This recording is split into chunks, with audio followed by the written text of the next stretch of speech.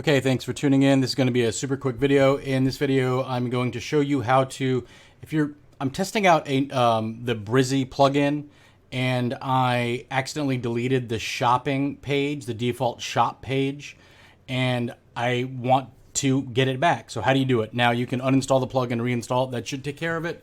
But I found another way digging into the settings. Now, if you need help with any SEO stuff, local e-commerce SEO, head over to norzer.me. We can help you out. Also, join the Discord below for free for now. There's a community of SEO people, etc., etc. So how do you do it? So all you have to do is go to, so you can see here, there's no shop. I have a test shop page, but not the default shop page, right? So all you have to do is go to WooCommerce status, then tools, then go to create default WooCommerce page. Now you can see there's all kinds of other stuff here. Delete WooCommerce tax tables, regenerate shop thumbnails, update database, product lookup tables, etc., etc. So there's all kinds of little tools here that I never even knew was here. Now I'm not a WooCommerce expert. Obviously, if I was, I would have known about this, but I didn't know these tools existed. So let's do it. Create default WooCommerce pages. Create pages. Okay.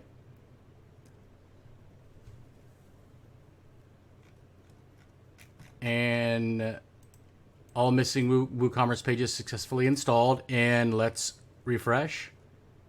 And you can see it is now here. So if you found the video useful, like it, then like the video, please. Subscribe, blah, blah, blah, blah, all that stuff. Thanks, bye.